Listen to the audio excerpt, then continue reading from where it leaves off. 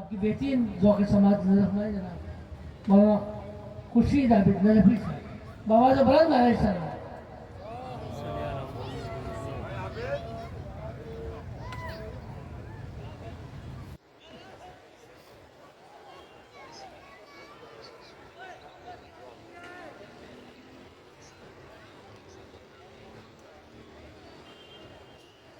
السلام علیکم.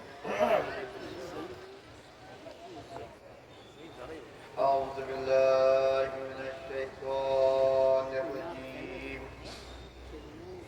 بسم اللہ الرحمن الرحیم. الحمد للہ رب العالمین. الصلاة والسلام على سید الانبیاء والمرسلین وخاتم النبیین سیدنا ومولانا ابو القاسم محمد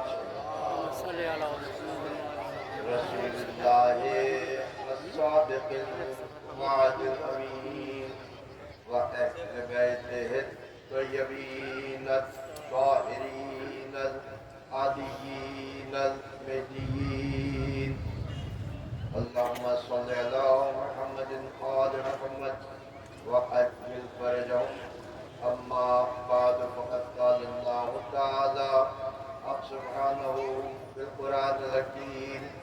بسم الله الرحمن الرحيم.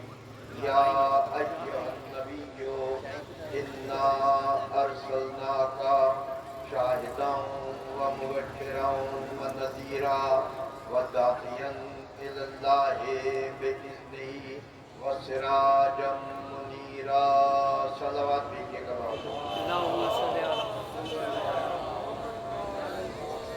سامعین محترم، جتنے عالی مرتبہ حضرات اور جتنی ذی علم ہستیاں یہاں تشریف فرمائے،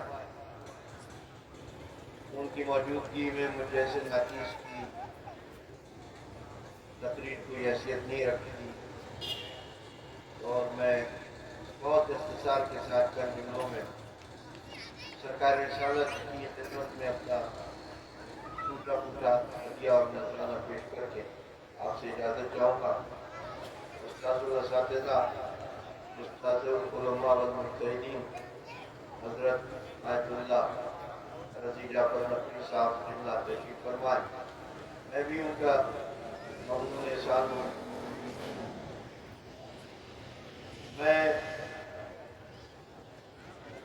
جناب اصغر صاحب جملہ اتحاد بین المسلمین کی ایک بہت بڑی نشانی ہے،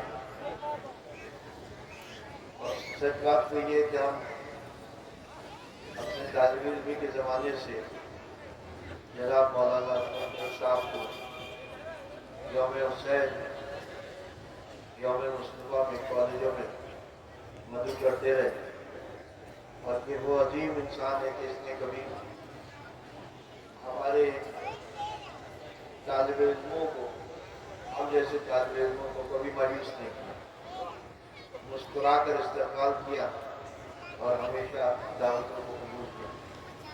میں نے ایک آیت آپ کی خدمت میں شبنامہ کلام بنائی. یہ آیت کیا ہے؟ ایک ایسی نعت ہے جو زبان مشیت سے جاری و ساری ہے، اور آپ التفات الہی دیکھیے سرکار رسالت حضرت محمد مصطفیٰ صلی اللہ علیہ وآلہ وسلم پر کہ نبی کہہ کر مخاطب کیا،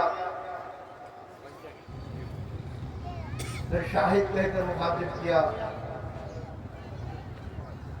پھر بشیر کہہ کر مخاطب کیا، پھر نذیر کہہ کر مخاطب کیا،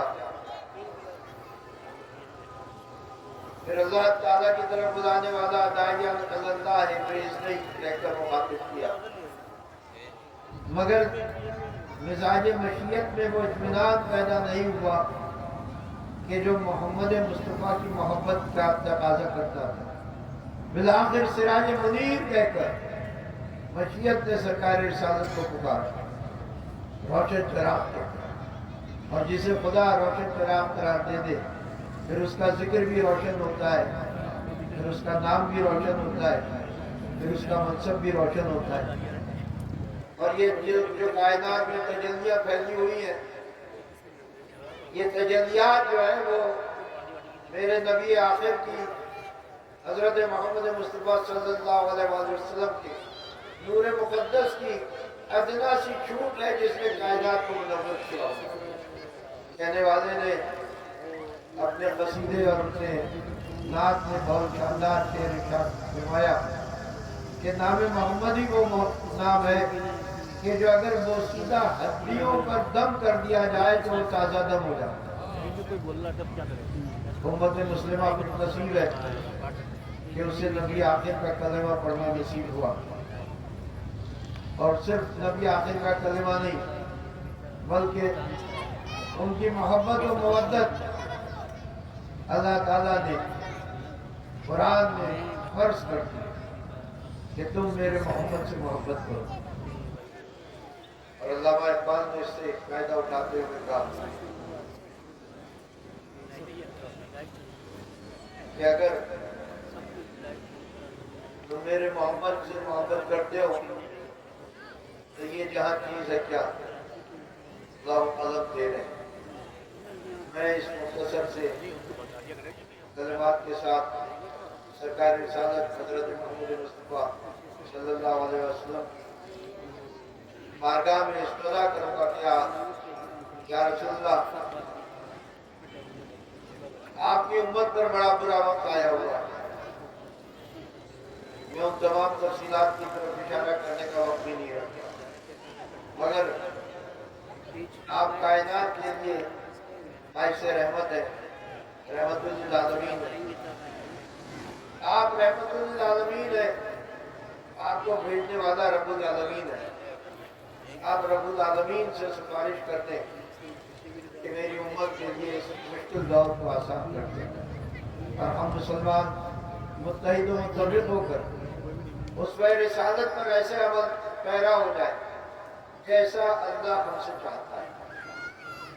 کسی نبی کے اسوے کو اس کی امت کے لیے مکمل اسوہ قرار نہیں دیا گیا، کامیاب اسوہ نہیں قرار دیا گیا۔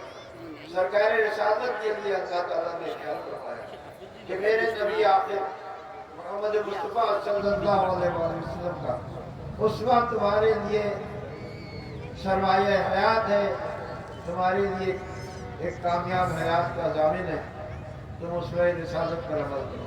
خدا ہم کو اسوہ پر عمل کرنے کی توفیق عطا فرمائے۔ میں آپ سب کی اس پر انعماق سماعت کا شکر گزار ہوں۔ ایک بلند ترین سلوات دے